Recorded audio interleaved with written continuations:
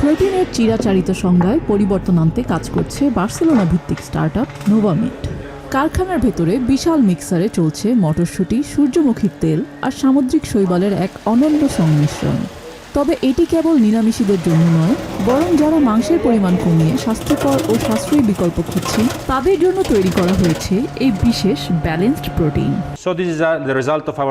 এটি আমাদের নিজস্ব প্রযুক্তির ফল এবং সুষম প্রোটিন তৈরির একটি চমৎকার সমাধান।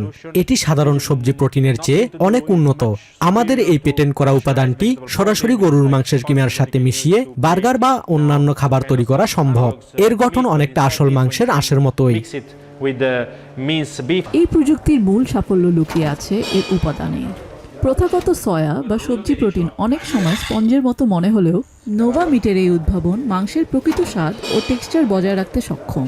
প্রতিষ্ঠানের দাবি, এই হাইব্রিড মডেলের প্রোটিন এবং ফাইবার বাড়লেও উল্লেখযোগ্য হারে কমে আসে ক্ষতিকর স্যাচুরেটেড ফ্যাটের পরিমাণ।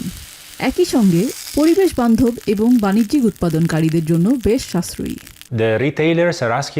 মাংসের দাম গত এক দশকে নাটকীয়ভাবে বেড়েছে।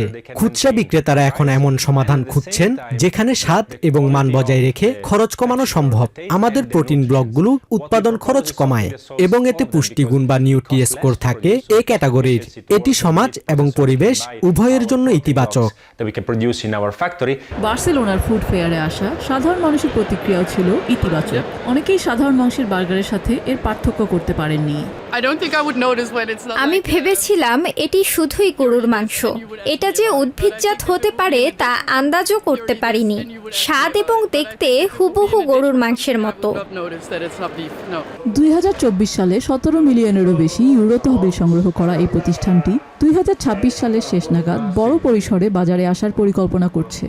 উদ্ভিজ্জ এবং প্রাণীজ প্রোটিনের এই সংমিশ্রণ খাদ্যশিল্পে আনতে পারে যুগান্তকারী পরিবর্তন। নিজিয়া জামি, TVN 24 news desk. New York থেকে সম্প্রচারিত TVN 24 টেলিভিশন বিশ্বজুড়ে বাঙালির কণ্ঠস্বর।